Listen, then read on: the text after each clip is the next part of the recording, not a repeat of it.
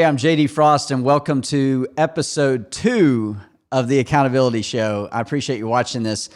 What we're doing with the Accountability Show is going through certain steps that are going to help you create a firm accounting foundation for your business. And also, we're going to get into some real life examples.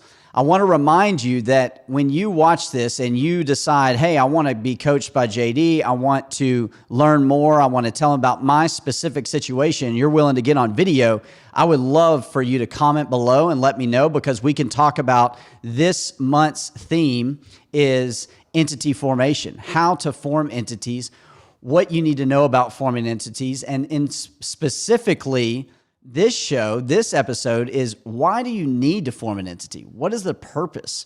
And so I want to be able to talk with you live about that. Or I guess it could be a pre-recorded show. It could be a pre-recorded show, right?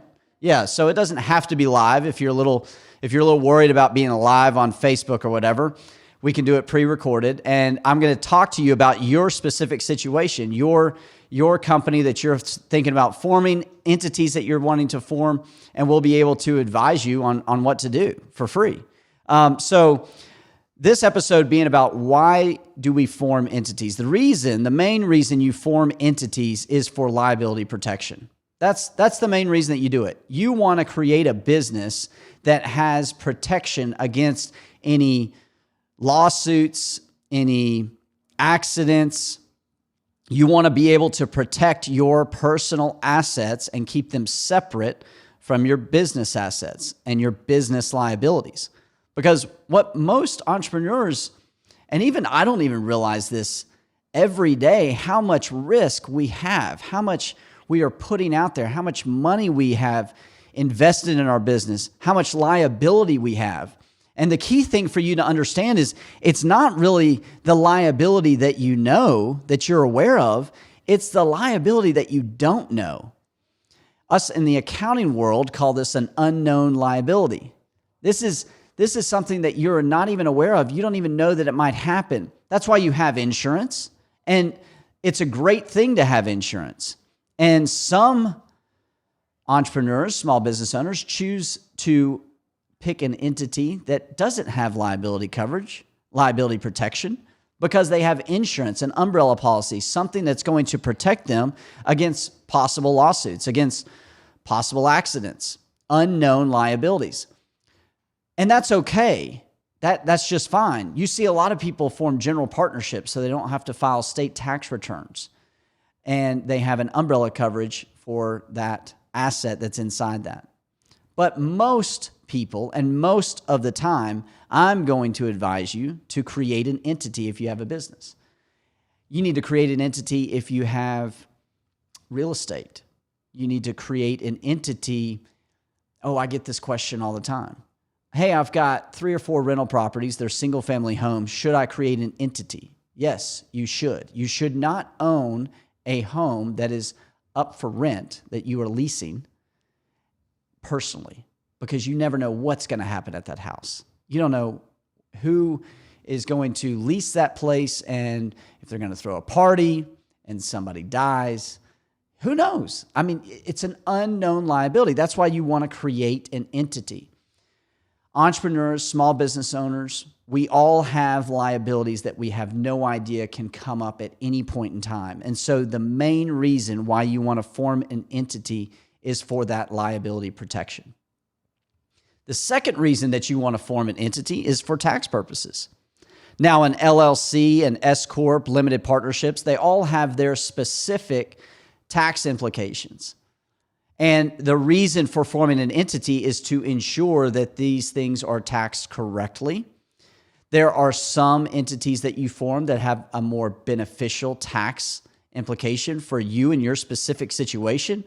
But it's difficult for me to sit here on this show and to tell you that this is the one way that you need to form this entity. This is exactly the kind of entity that you need for this specific situation, because the answer to every question in accounting is it depends. Your specific situation depends on what type of entity that you are going to form.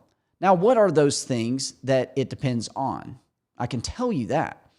The type of industry that you're going to form an entity in, the amount of partners that you're going to have in this entity, The ability to have a partner come into the entity and leave the entity will be a determining factor on what to pick. And the amount of liability protection that you want to choose for that entity. Those are the main areas in which you are going to be using the specifics of those questions in order to form a specific entity for your specific situation. That's what it depends on. That's typically what we go through. We're going to ask, what industry is this for? Is it for real estate, or is this an accounting firm, or is this a law firm? Is this a professional organization? J.D. Frost & Company, we are a PLLC. We're a professional limited liability company. Now, in our first episode, I believe we talked about those actual specific entities, LLCs, limited partnerships, S corps, C corps, sole proprietorships, general partnerships. There are all these different types of entities. What I want you to understand watching this show, this episode, is why it's important to form an entity, and also why it's important to know these other areas, industry, the liability protection that you want, the tax implications that you want, the partners that are coming in and out. How easy or flexible do you want it to be for a partner to come into your entity or leave? Those are the determining factors in choosing an entity. Very, very important to know those things. And the other item that I would add to that is the cost of forming an entity. If you want to form an entity for zero cost at all, that's a sole proprietorship. You just start. It's very easy. You're able to use your social security number to form that entity. You just put a name on it and you're in business. The second easiest is a general partnership. You don't even have to file with the state Secretary of State in order to form a general partnership. You just need a federal ID number, and you can get that through the IRS website. The third least expensive would be partnerships, LLCs, limited partnerships. You have to have an operating agreement. You got to file articles of organization with the Secretary of State. You got to file if you're in Tennessee, you got to file for a Tennessee State F&E account number. And then the most expensive to form would be an S Corp and a C Corp, because you have to issue shares. You have to have stock certificates. You have to have a minute book. A lot more rules have to be followed with an S Corp or a C Corp. And the reason why is because those are ironclad. Like, you are not going to penetrate those entities because of the liability protection. An S Corp, you're actually forming a C Corp, and then you elect to be taxed as an S Corp. We'll get into that later. But what I want you to understand from this episode is you want to form an entity. Why do I want to form an entity? I want to form an entity for liability protection. I want to form an entity for tax implications. I want to form an entity so that I protect my personal assets against unknown liabilities. Because as business owners, as entrepreneurs, we are susceptible to so many unknown liabilities. You can't even put a number on it because you never know what is going to happen. So form entities when you're creating businesses. Thank you for watching this week's episode. And remember, next week, we're going to be talking about how to form an entity.